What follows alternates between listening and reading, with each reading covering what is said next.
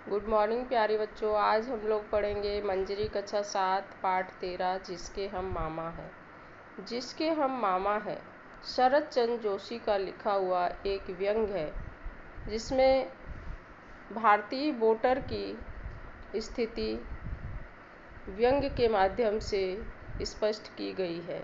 पाठ का सारांश इस प्रकार है। एक सज्जन गंगा स्नान के लिए वाराणसी गए हुए हैं।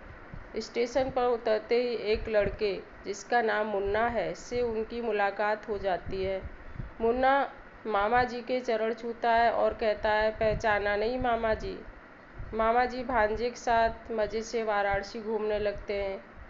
फिर सोचते हैं चलो गंगा स्नान कर लें। जब मामा जी गंगा स्नान करने के लिए गए हैं, हर हर गंगे करके बाहर निकले तो मुन्ना भी गायब और कपड़े भी गायब। मामा जी तौलिया लपेटे घाट पर खड़े रह जाते हैं।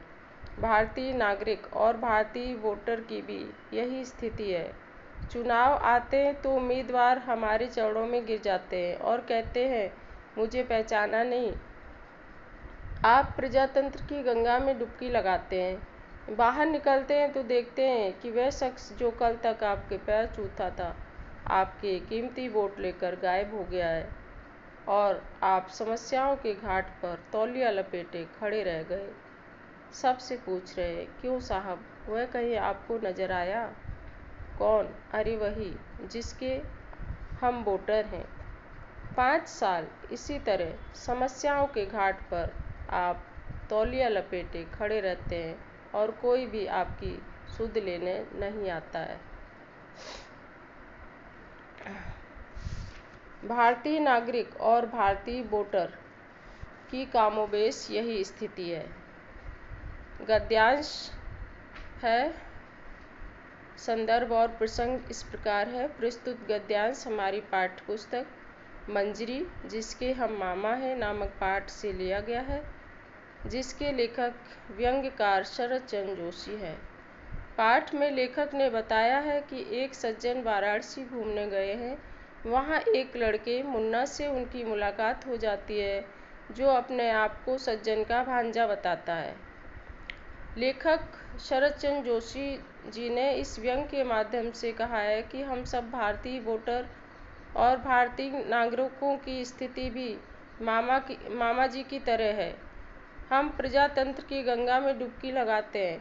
चुनाव के समय MP MLA बनने के इच्छुक उम्मीदवार हमारे चरणों में गिरकर हमारे पैर छूते हैं और कहते हैं कि हमें पहचाना नहीं। लेकिन जब जीत जाते हैं तो वह हमारे कीमती वोट लेकर गायब हो जाते हैं और हम इसी तरह समस्याओं के घाट पर तौलिया लपेटे 5 साल तक खड़े रहते हैं, लेकिन ये हमें नहीं मिलते और ना ही हमारी समस्याओं को सुलझाते हैं। ठीक है, तो ये है हमारी भारतीय वोटर की स्थिति। अब हम लोग पढ़ेंगे पाठ का अभ्यास प्रश्न। व्यंग में मामा जी और मुन्ना किस किस के लिए प्रयोग किया गया है? उत्तर है, व्यंग में मामा जी अर्थात भारतीय वोटर के लिए और मुन्ना शब्द MP MLA आदि के लिए कहा गया है। भारतीय नागरिक और भारतीय वोटर होने के नाते हमारी स्थिति कैसी है? उत्तर है, भारतीय नागरिक और भारतीय वोटर होने के नाते हमारी स्थिति उस सज्जन की तरह है जो तौलिया लपेटे बनारस के घाट पर खड़ा हुआ है। बाहर निकले तो सामान भी गायब और लड़का भी गायब। इस वाक्य की तुलना पाठ में आए किस वाक्य से की जा सकती है? वह शख्स जो कल तक आपके चरण छूता था, आज आपका कीमती वोट लेकर गायब हो गया है। क्यों साहब, वह कहीं आपको नजर आया? इस वाक्य से लेखक का क्या आशय है? इस वाक्य से लेखक का आशय है कि चुनाव के समय विधायक सांसद वोट लेने के लिए लुभावनी बातें करते हैं, तरह तरह के प्रलोभन देते हैं और जीतने के बाद वोटरों की सुध भी नहीं लेते। पाठ में आए हुए वाक्यों को शुद्ध कीजिए। अशुद्ध शब्द जो कि इस प्रकार है, वही जिसके मामा हैं हम। शुद्ध वाक्य क्या होगा? वही जिसके हम मामा हैं।